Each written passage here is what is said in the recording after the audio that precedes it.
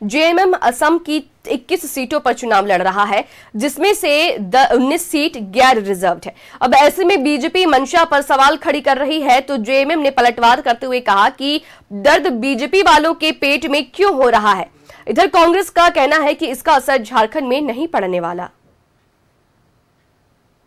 Tribal का सबसे बड़ा नेता बताते हैं, आदिवासी उनके जो कहते हैं फैन फॉलोइंग में है, लेकिन ऐसा क्यों कि वहाँ ट्राइबल सीटों को छोड़कर 99% वो जनरल सीटों पर चुनाव लड़ रहे हैं। ट्राइबल सीटों पर लड़ने का साहस क्यों नहीं जुटा पाए मुख्यमंत्री जी, यानी कथनी कुछ करनी कुछ।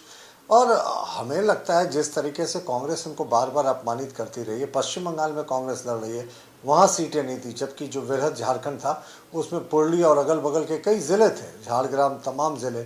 और अगर आप बात करें बिहार में भी इनको बैरंग लौटा दिया गया कांग्रेस और राजद के द्वारा।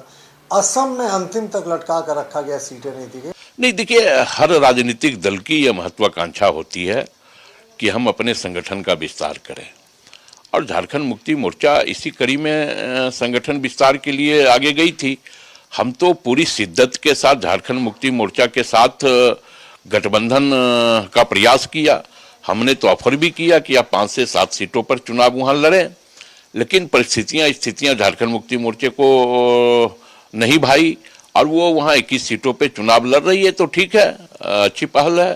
देखिए, नॉमिनेशन की खबरें तो हैं कि सभी सीटों पर नॉमिनेशन हो गया है। 21 सीटों पर जहां हम लोगों ने टिकट दिया था, और जहां तक चुनाव लड़ने की बात है, ट्राइबल सीट एक भले ही हो, लेकिन और जो अन्य 20 सीटें हैं वहां हमारा जनाधार है। और ये फीडबैक हमारी पार्टी की जो एक हाई पावर कमेटी वहां गई थी 4 विधायकों की, उन लोगों ने बहुत सूक्ष्म तरीके से अध्ययन करके, जाकर लोगों से मिलकर, पूछकर, कार्यक्रम करके जो रिस्पॉन्स।